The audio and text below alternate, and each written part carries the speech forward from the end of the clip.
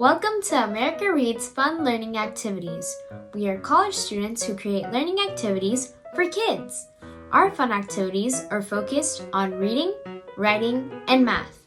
Thank you for joining us to learn today. My name is Shravya. In today's activity, we'll be going over how to measure multiple objects and make a line plot out of that. Let's get our activity started.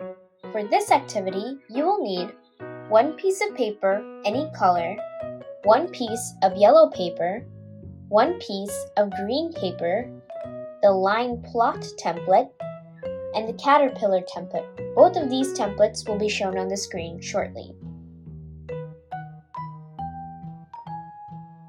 In addition to that, you will need scissors, glue or tape, a ruler, and a black marker.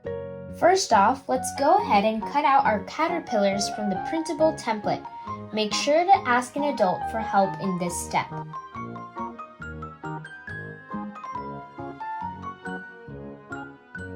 Now that we've cut out our caterpillars, let's go ahead and make our paper flower that the caterpillars can live on. Take your yellow piece of paper and fold the paper in half. Now we're going to cut a semicircle right in the middle, like so. You can take the rest of the yellow paper and use it for a different craft. You can save it up. Now that we have the yellow circle, we have the yellow center of a flower. So now let's go ahead and make the petals. Take a colored paper of your choice and cut out petal shapes like so. Fold the paper in half and then mark petal shapes with your black marker, like so. Make sure to mark 4 petal shapes on your paper. Now, we're going to take this paper and cut out the petal shape, like so.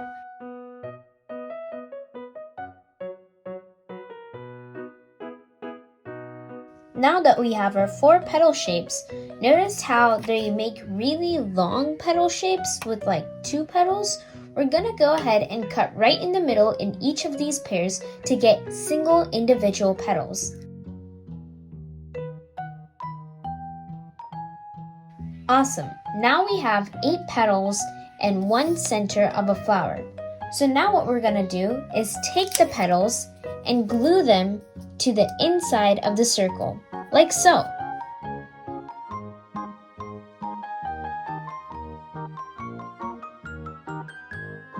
Awesome!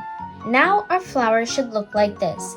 Kind of looks a little odd until we flip it over. Ta-da! We have a really nice flower now. Now we're gonna go ahead and make the stem of the flower. Take your green paper and we're going to cut out a paper strip and some leaves.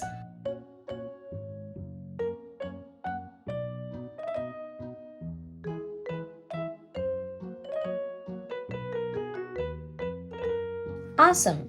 Here I have my paper green stem for the flower and the paper green leaves for the flower as well. So let's go ahead and attach all of these together.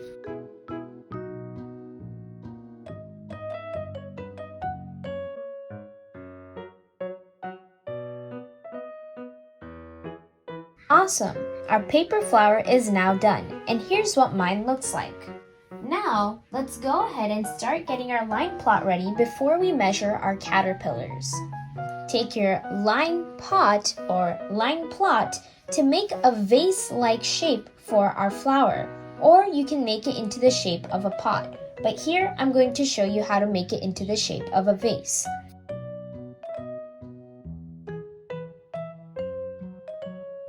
Awesome! Here is my line pot or line plot. Now what I'm going to do is take my flower and glue it on to the line pot, like so. So it looks like it's in a little vase. Here is my ruler. This side says cm, which stands for centimeter. So you want to be on this side because that is the centimeter side. Now that we have our ruler, Make sure that you also have your black marker and your caterpillars cut out. So let's start to measure our caterpillars. Line up one end of the caterpillar to the 0 mark on the centimeter. Now I'm using a white paper as a background so that you guys can see better. As you can see, I've lined up the caterpillar to the ruler. Now I'm going to make sure and mark to know that that is where I've started measuring. Now, when I flatten out my caterpillar, I'm going to make a mark as to where the caterpillar's face ends. And it seems like it's right there. If I drag the line down a little bit more, we see that we come at the number 6. That means that this caterpillar is 6 centimeters long. Awesome! We've just measured our first caterpillar. We can go ahead and put him on our leaf for now. But let's go ahead and take a look at the line plot. Since our caterpillar over here is 6 centimeters tall, we can mark an X over the 6 to indicate that one of our caterpillars was 6 centimeters tall. Now, let's take another caterpillar. Okay, so now I have this caterpillar. I'm going to do the same thing and line it up to the 0 mark. I've drawn a line to indicate that I've lined up the caterpillar to the 0 mark. Now, when I flatten it out, I will draw another line to indicate where it ends. If I drag that line down a bit, we see that it's kind of near 6, but not too quite. But to make sure that we have round numbers, we can round down from whichever number this would be down to 6. So that means that this caterpillar is also about 6 centimeters tall. So let's go ahead and mark it on our line plot. Now let's take our blue caterpillar. We're going to do the same thing and make sure to measure the caterpillar. So let's go ahead and line it up. Okay, the caterpillar's face is lined up at the 0 mark, and I will draw a line to indicate that it is lined up there.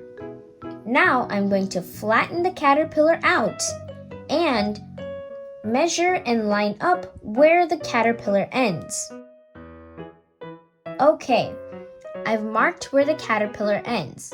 If I drag the line down a little bit, we see that it stops at the number 8.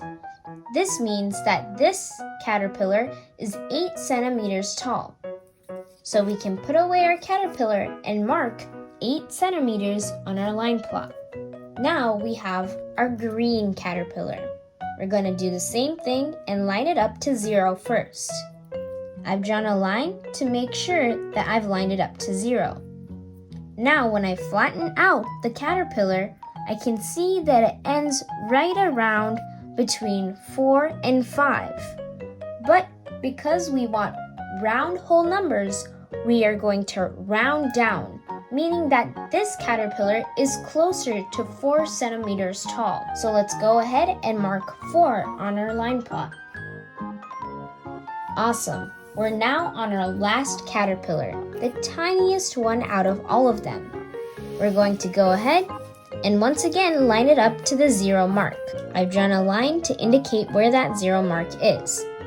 Now we're going to go ahead and flatten out this caterpillar and draw a line where the caterpillar ends. As you can see, this caterpillar is around the number 3, which means that this caterpillar is around 3 centimeters long. So let's go ahead and indicate that on our line plot. Awesome! Now we've measured all of our caterpillars. To make sure that our caterpillars have a home, let's go ahead and glue them on to the flower for fun. Awesome job! Now we know how to measure and mark measurements on a line plot. Just as a quick review, each one of the X's on this line plot corresponds to one of the caterpillars.